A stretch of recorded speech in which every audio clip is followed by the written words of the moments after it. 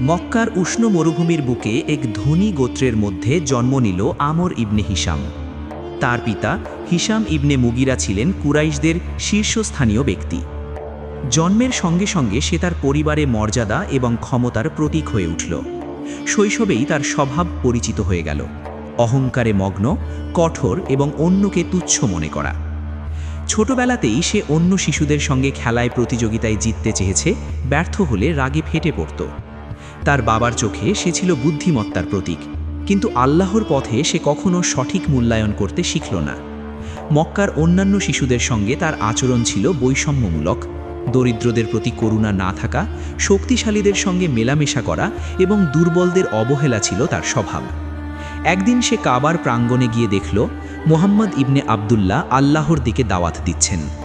নবীকে দেখেই তার চোখে অজানা ক্রোধ জাগল। সে ভাবল, কেউ কি আমাদের শক্তি, আমাদের দেবতাদের অবমাননা করতে পারবে? এই অনুভূতি তার মনে জন্ম দিল বিদ্বেষের আগুন, যা পরবর্তী জীবনে ইসলামের জন্য এক বিপর্যয়ের সূচনা করবে। কুরআনে আল্লাহ বলেন, নিশ্চয়ই মানুষ অহংকারে অন্ধ, তাই সে সত্য অস্বীকার করে। এভাবেই শুরু হলো আবু জাহেলের জীবন, যিনি একসময় মক্কার ফেরাউন হিসেবে পরিচিত হবেন। শৈশব ও কৈশোর পার করার সঙ্গে সঙ্গে আবু জাহেল কুরাইশদের মধ্যে প্রভাবশালী হয়ে উঠল। তার বুদ্ধিমত্তা, কথাবার্তার তীক্ষ্ণতা এবং কূটনীতি জ্ঞান তাকে অন্যান্য কুরাইশদের থেকে আলাদা করেছিল। সভায় সে একাধিকবার মুহাম্মদ ইবনে আবদুল্লাহ দাওয়াত নিয়ে বিদ্রূপ করত। একদিন কাবার প্রাঙ্গণে মুহাম্মদ ইবনে আবদুল্লাহ কিছু অনুসারীকে শিক্ষা দিচ্ছিলেন। আবু জাহেল তাদের দিকে এগিয়ে গিয়ে বলল, এই লোকদের কি বোঝাবে? তারা আমাদের দেবতাদের অপমান করছে। তার কণ্ঠে ছিল অহংকারের চোট এবং চোখে ঘৃণার জ্বলন। মুহাম্মদ ইবনে আবদুল্লাহ শান্তভাবে তাকালেন এবং বললেন, সত্যের পথে ধৈর্য রাখো। এই দৃশ্য আবু জাহেলের মনে একটি অগ্নিস্ফুলিঙ্গের মতো জ্বালিয়ে দিল। সে ভাবল, কেবল আঘাত বা ভয় দেখিয়েই এই দাওয়াত বন্ধ করা যাবে। সে নতুন পরিকল্পনা নিয়ে কুরাইশদের সঙ্গে বৈঠক করল। তার প্রস্তাব ছিল মুহাম্মদ এবং তার অনুসারীদের সামাজিকভাবে বিচ্ছিন্ন করা, তাদের দাসদের ওপর চাপ সৃষ্টি করা এবং সাধারণ মানুষকে ভয় দেখানো। কোরআনে আল্লাহ বলেন, যারা অহংকারে সীমা লঙ্ঘন করে তারা সত্য অস্বীকার করে। এই পরিকল্পনা ছিল আবু জাহেলের প্রথম সুনির্দিষ্ট ষড়যন্ত্র। এই ষড়যন্ত্রের ফলে সে ধীরে ধীরে ইসলামের প্রধান শত্রু হিসাবে পরিচিত হতে শুরু করল। একদিন আবু জাহেল খবর পেল যে খব্বাব ইবনে আরদ গোপনে কোরআনের পাঠ শেখাচ্ছেন। মুহূর্তেই তার মনে হলো যে মানুষগুলো সামাজিকভাবে দুর্বল, তাদেরই এই দাওয়াত গ্রহণ করছে। রাগ আর ঘৃণায় সে বলল, এই জঘন্য আন্দোলন বন্ধ করতে হবে। সে খব্বাবকে ধরে এনে উত্তপ্ত পাথরের উপর শুইয়ে দিয়ে অত্যাচার শুরু করল। পিঠে জ্বলন্ত কয়লা চাপানো হলো, তবু খব্বাব তার ঈমান ছাড়লেন না।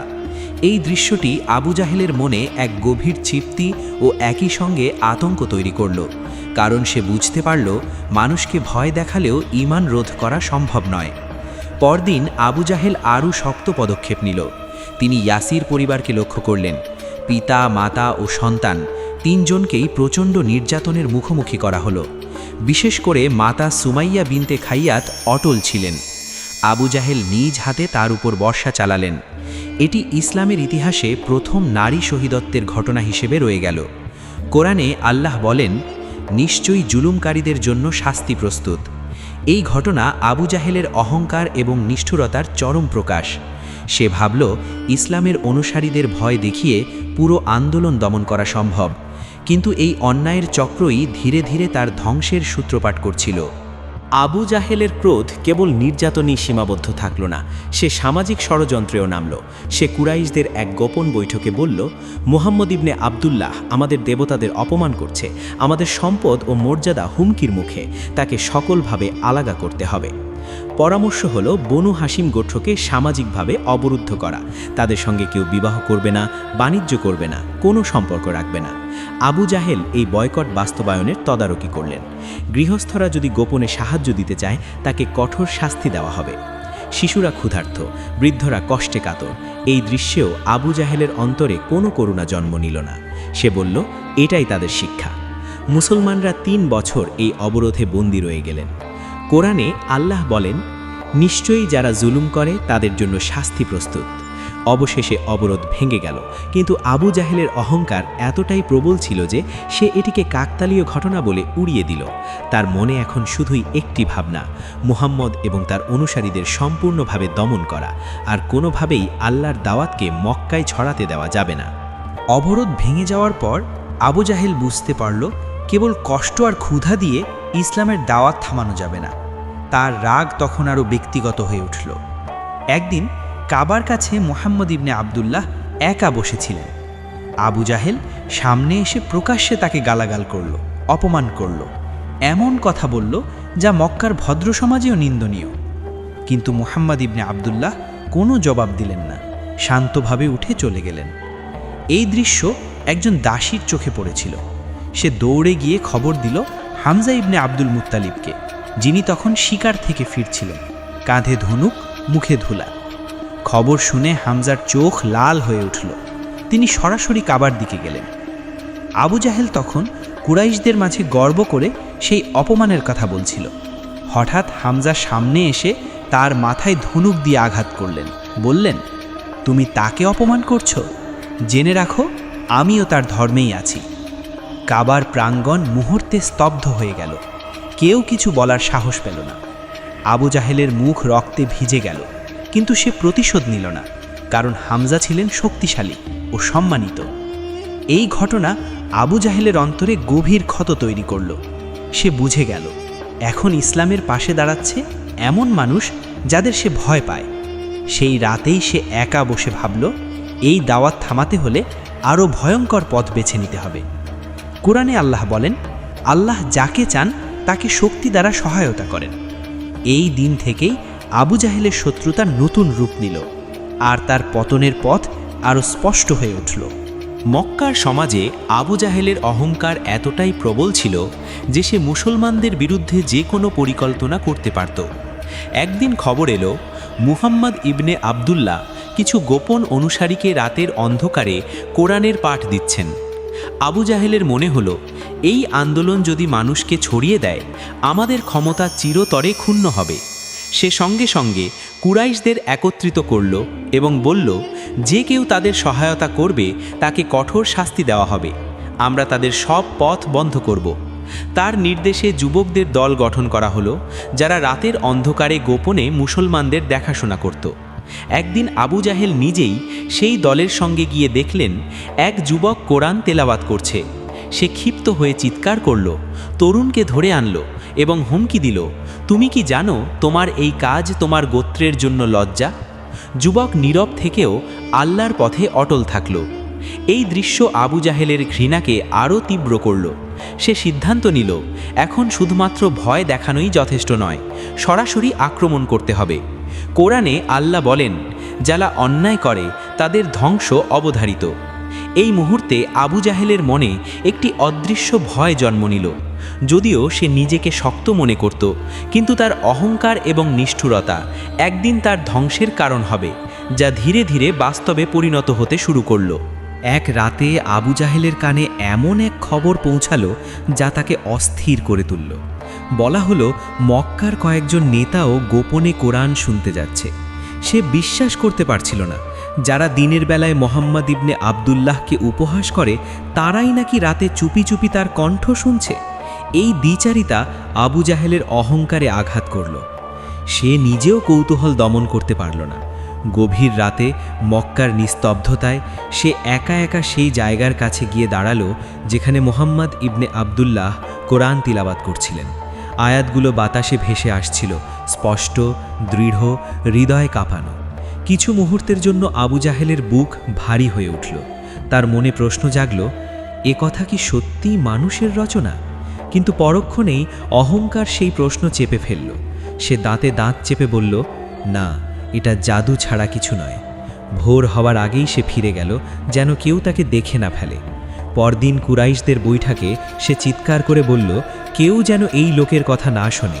শুনলে সে পরিবার ও গোত্র থেকে বিচ্ছিন্ন হবে। অথচ তার নিজের অন্তর সাক্ষ্য দিচ্ছিল এই বাণী মিথ্যা নয়। কোরআনে আল্লাহ বলেন, তারা অন্তরে তা বিশ্বাস করে, কিন্তু জুলুম ও অহংকারের কারণে অস্বীকার করে। এই দ্বন্দ্বই ছিল আবু জাহেলের সবচেয়ে বড় শাস্তি। সত্য তার সামনে ছিল, কিন্তু সে মাথা নত করতে রাজি ছিল না।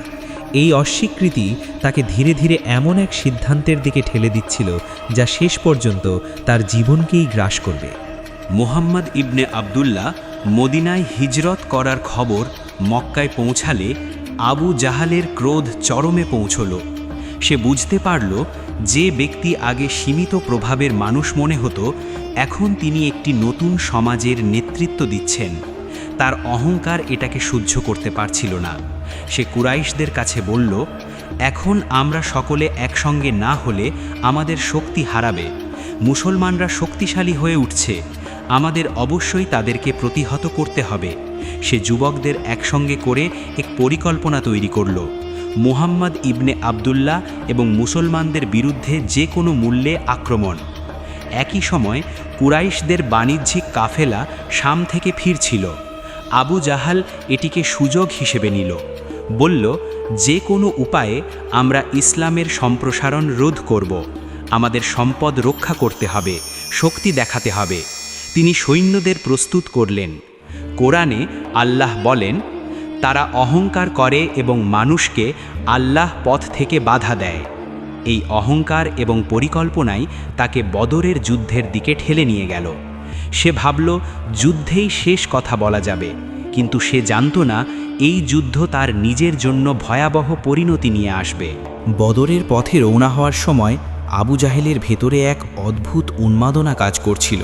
সে এই অভিযানকে শুধু যুদ্ধ মনে করেনি, মনে করেছিল নিজের নেতৃত্ব প্রমাণের শেষ সুযোগ। উটের পিঠে বসে সে কুরাইশদের উদ্দেশ্যে ভাষণ দিচ্ছিল। আমরা বদরে গিয়ে উৎসব করব, গান হবে, মদ প্রবাহিত হবে, আর আরবের গোত্রগুলো জানবে কুরাইশ অজেয়। পথিমধ্যে খবর এলো বাণিজ্য কাফেলা নিরাপদে পালিয়ে গেছে। অনেকেই বলল, তাহলে ফিরে যাই। কিন্তু আবু জাহেল ক্রোধে চিৎকার করে উঠল, না, আমরা ফিরব না। যদি আজ শক্তি না দেখাই, কাল আমাদের কেউ মানবে না। তার কণ্ঠে ছিল অহংকার, চোখে ছিল অন্ধ জেদ।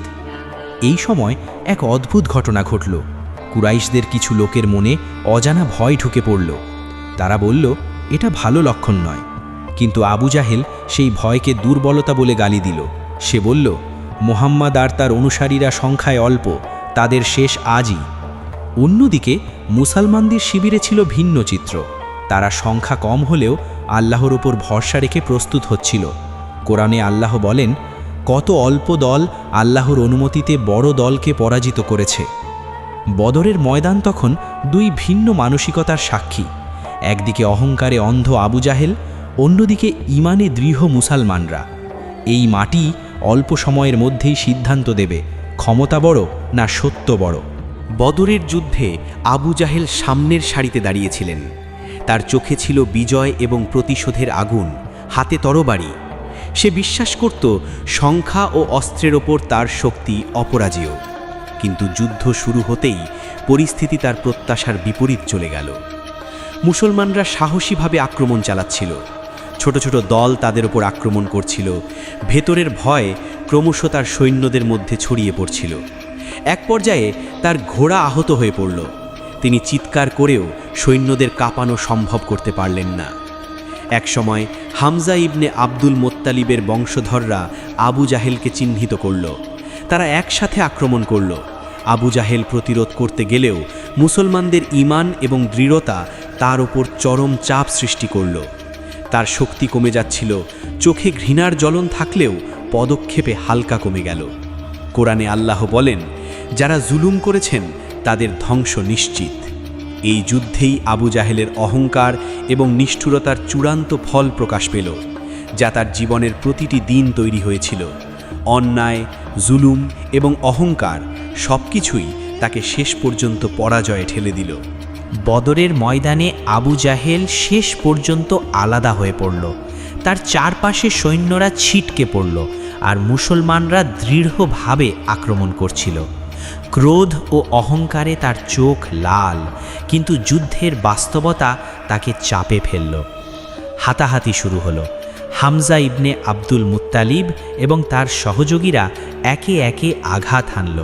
আবু জাহেল চেষ্টা করল প্রতিরোধ করতে, কিন্তু তার শক্তি সীমিত। তরবারির আঘাত তার শরীরে চরম আঘাত পৌঁছে দিল। ধীরে ধীরে তার শক্তিশালী দেহ নিস্তেজ হয়ে পড়ল। চিৎকার, রক্ত এবং যুদ্ধের আওয়াজ সব মিলেমিশে এক ভয়ঙ্কর দৃশ্য সৃষ্টি করল। মুসলমানরা কখনো তার প্রতি করুণা দেখায়নি, কারণ আবু জাহেল নিজেই মানুষের ওপর নির্মম নির্যাতন চালিয়েছিল। কোরআনে আল্লাহ বলেন, যারা অন্যায় করেছে তাদের জন্য কোনো সাহায্যকারী নেই। এই ময়দানে আবু জাহেল প্রমাণ করল যে অহংকার ও অন্যায়ের পথে চলে তার শেষ ধ্বংস। বদরের ময়দান শুধু ইসলামের বিজয় দেখালো না, বরং ইতিহাসে শাসক, শক্তিশালী কিংবা ধনী যে কেউ অন্যায় পথে গেলে তার শেষ বিনাশ নিশ্চিত হয়, এও প্রমাণ করল। আবু জাহেলের মৃত্যুর পর মক্কার মানুষ ধীরে ধীরে তার বাস্তব চরিত্র বুঝতে শুরু করল। যে ব্যক্তি তাদের মধ্যে ভয় ও শক্তির প্রতীক ছিল, তার মৃত্যু দেখিয়ে দিল অহংকার, অন্যায় এবং মানুষের ওপর অত্যাচার স্থায়ী নয়। যে শিশু ও পরিবার তার অত্যাচারের শিকার হয়েছিল, তারা আবু জাহেলের মৃত্যুর মাধ্যমে শান্তি অনুভব করল। মুসলমানরা আবারও সাহসী হয়ে উঠল এবং ইসলামের দাওয়াত মক্কায় আরও দৃঢ়ভাবে ছড়িয়ে পড়ল। যুবকরা তার গল্প শুনে শিক্ষিত হল, সত্য ও ধৈর্য থাকলে আল্লাহর সাহায্য সব সময় থাকে। কুরাইশদের মধ্যে বিভাজন লক্ষ্য করা গেল। যারা আগে আবু জাহেলের নেতৃত্বে একত্রিত ছিল, তারা এখন নিজেদের স্বার্থে বিচ্ছিন্ন হয়ে পড়ল। কেউই তার মতো একত্রিত করে রাখতে পারল না। কোরআনে আল্লাহ বলেন, অধর্মীরা ক্ষমতা থাকলেও শেষের ভাগ্য তাদের জন্য ধ্বংস। আবু জাহেলের জীবন ও মৃত্যু স্পষ্ট শিক্ষা হয়ে রয়ে গেল। তার অহংকার, জুলুম ও ইসলামের বিরুদ্ধে ষড়যন্ত্রই তার নিজের ধ্বংসের কারণ হয়ে দাঁড়ালো। মুসলমানরা এটিকে স্মরণ করল, সত্য এবং ঈমানই চিরন্তন শক্তি। আবু জাহেলের মৃত্যুর পরও তার কুখ্যাতি মক্কার প্রতিটি প্রান্তে ঘুরে বেড়াত। শিশুরা শুনত তার নির্যাতনের গল্প, বৃদ্ধেরা মনে করত তার অন্যায় ও অহংকার। প্রতিটি মানুষ বুঝতে পারল যে শক্তি অন্যায় প্রতিষ্ঠিত হয় তা স্থায়ী হতে পারে না। বিশেষ করে সুমাইয়া বিনতে খাইয়াতের শহীদত্বের গল্প শিশুদের মনে গভীর প্রভাব ফেলল। তারা শিখল, সত্যের পথে ধৈর্য ও সাহসী বিজয় নিয়ে আসে। মুসলমানরা এই শিক্ষা নিয়ে আরও দৃঢ় হলেন, সাহসী হলেন এবং ইসলামের জন্য একত্রিত হলেন। কুরাইশরা ভাবতে লাগল, যে ব্যক্তি এত সময় আমাদের ভয় দেখিয়েছে, তার মৃত্যু আমাদের জন্য কী শিক্ষা। তারা বুঝতে পারল, শক্তি যদি অন্যায় ও জুলুমের উপর ভিত্তি করে তৈরি হয়, তা শেষ পর্যন্ত ধ্বংস হয়। কোরআনে আল্লাহ বলেন, যারা অন্যায় করেন তাদের জন্য বিনাশ নিশ্চিত। আবু জাহেলের জীবন ইতিহাসে একটি সতর্ক বার্তা হয়ে রয়ে গেল। তার অহংকার, নিষ্ঠুরতা এবং ইসলামের শত্রুতা চিরকাল মানুষকে স্মরণ করাবে যে অন্যায়ের পথে যায় তার শেষ ধ্বংসই অবধারিত। আবু জাহেলের মৃত্যু মক্কার সামাজিক মানচিত্রকেও বদলে দিল। তার প্রভাব শেষ হওয়ার সাথে সাথে কুরাইশরা বিভক্ত হয়ে পড়ল। আগে যারা তার নেতৃত্বে মুসলমানদের দমন করত, তারা এখন অনিশ্চয়তার মধ্যে পড়ে গেল। কেউ শক্তি ধরে রাখতে চাইল, কেউ নিজের স্বার্থ রক্ষা করতে ব্যস্ত হল। মুসলমানরা ধীরে ধীরে মক্কায় ইসলামের দাওয়াত ছড়িয়ে দিতে লাগল। তারা জানত, আবু জাহেলের মতো নেতা থাকলে প্রতিটি পদক্ষেপ বিপজ্জনক হতো। তার মৃত্যু মুসলমানদের জন্য নতুন সূচনা। যুবকরা সাহসী হয়ে উঠল, অভিজ্ঞরা আল্লাহর উপর ভরসা রাখতে শিখল।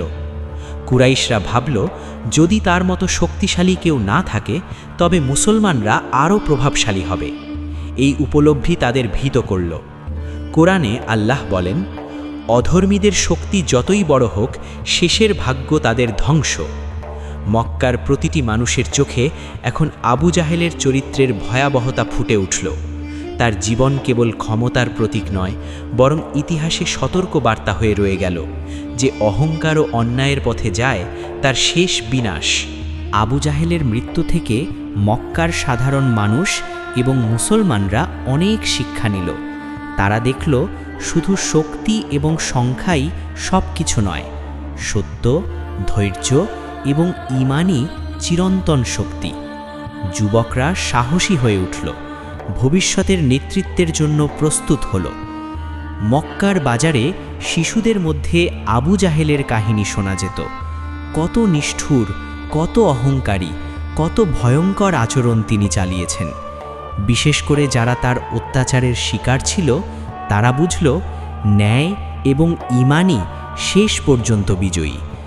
কুরাইশরা নিজেরাই উপলব্ধি করল যে মানুষ তাদের গর্ব, অহংকার এবং সামাজিক নিয়ন্ত্রণের প্রতীক ছিল, তার মৃত্যু প্রমাণ করল অন্যায়ের উপর দাঁড়িয়ে থাকা শক্তি কখনো স্থায়ী নয়। কোরআনে আল্লাহ বলেন, নিশ্চয়ই জুলুমকারীরা ধ্বংসের পথে। এই শিক্ষা ইতিহাসে চিরকাল রয়ে গেল। আবু জাহেলের চরিত্র প্রমাণ করল যে অহংকারে মগ্ন, অন্যায় চালায় এবং আল্লাহর দাওয়াতের পথে বাধা দেয়, তার শেষ ধ্বংস। মুসলমানরা এই শিক্ষা মনে রেখেছিল এবং এই গল্প প্রজন্মের পর প্রজন্মে সতর্ক বার্তা হয়ে রয়ে গেল। আবু জাহেলের মৃত্যুর পরও তার নাম কুরাইশদের মধ্যে শঙ্কার কারণ হয়ে রয়ে গেল। অনেকেই ভাবত যে শক্তিশালী ব্যক্তি এত নিষ্ঠুর ছিল, তার জীবনের শেষ দৃশ্য মুসলমানদের হাতে কিভাবে ঘটল। শিশু ও বৃদ্ধরা তার কাহিনী শুনে শিখল, অন্যায় ও অহংকার কখনো স্থায়ী হয় না। মুসলমানরা তখন আরও দৃঢ় হলো। তারা সাহসী হয়ে ইসলামের দাওয়াত চালাতে লাগল। যারা আগে ভয়ে চুপচাপ ছিল, তারা এবার মুখ খুলে সত্যের পক্ষে দাঁড়ালো। সুমাইয়া বিনতে খাইয়াতের শহীদত্ব বিশেষভাবে তাদের মনে দৃঢ় ছাপ ফেলল। শহীদরা আল্লাহর পথে কখনো হারায় না। কুরাইশরা লক্ষ্য করল, আবু জাহেলের প্রভাব চলে যাওয়ায় তাদের মধ্যেও বিভাজন তৈরি হয়েছে। কেউ শক্তি ধরে রাখতে ব্যর্থ, কেউ নিজস্ব স্বার্থে বিভক্ত। তারা বুঝতে পারল, সমাজের নিয়ন্ত্রণের জন্য অহংকারই সবকিছুর ভিত্তি হতে পারে না। কোরআনে আল্লাহ বলেন, যারা জুলুম করে তাদের জন্য বিনাশ নিশ্চিত। এই আয়াত যেন আবু জাহেলের জীবন ও মৃত্যুর প্রতিফলন। তার অহংকার, অন্যায় এবং ইসলাম বিরোধী কর্মকাণ্ডই শেষ পর্যন্ত তার ধ্বংসের কারণ হয়ে দাঁড়ালো। মুসলমানরা এটিকে মনে রাখল এবং ইতিহাসে এটি সতর্কবার্তা হয়ে রয়ে গেল। আবু জাহেলের মৃত্যুর পর মক্কার জনসাধারণও তার প্রকৃত চরিত্র বুঝতে শুরু করল। যারা আগে তাকে শক্তিশালী এবং প্রভাবশালী মনে করত, তারা দেখল তার অহংকার, অন্যায় এবং ভয়ঙ্কর আচরণই তার পতনের কারণ। শিশুরা বিশেষভাবে শিখল, সুমাইয়া বিনতে খাইয়াতের শহীদত্ব, খাব্বাব ইবনে আরাতের নির্যাতনের গল্প সবই সত্যের প্রতি অটল থাকার শিক্ষা দেয়। মুসলমানরা সাহসী হলেন এবং দাওয়াত আরও দৃঢ়ভাবে ছড়াতে লাগলেন। কুরাইশদের মধ্যেও আলোচনা শুরু হলো। কেউ বলল, যে ব্যক্তি এত শক্তিশালী ছিল, তার মৃত্যু আমাদের জন্য কি শিক্ষণীয়। অন্যরা বোঝালো, যে শক্তি অন্যায়ের ওপর দাঁড়ায় তা দীর্ঘস্থায়ী নয়। কোরআনে আল্লাহ বলেন, যারা অন্যায় করেছেন তাদের ধ্বংস নিশ্চিত। আবু জাহেলের জীবন ও মৃত্যু ইতিহাসে সতর্ক বার্তা হয়ে রয়ে গেল।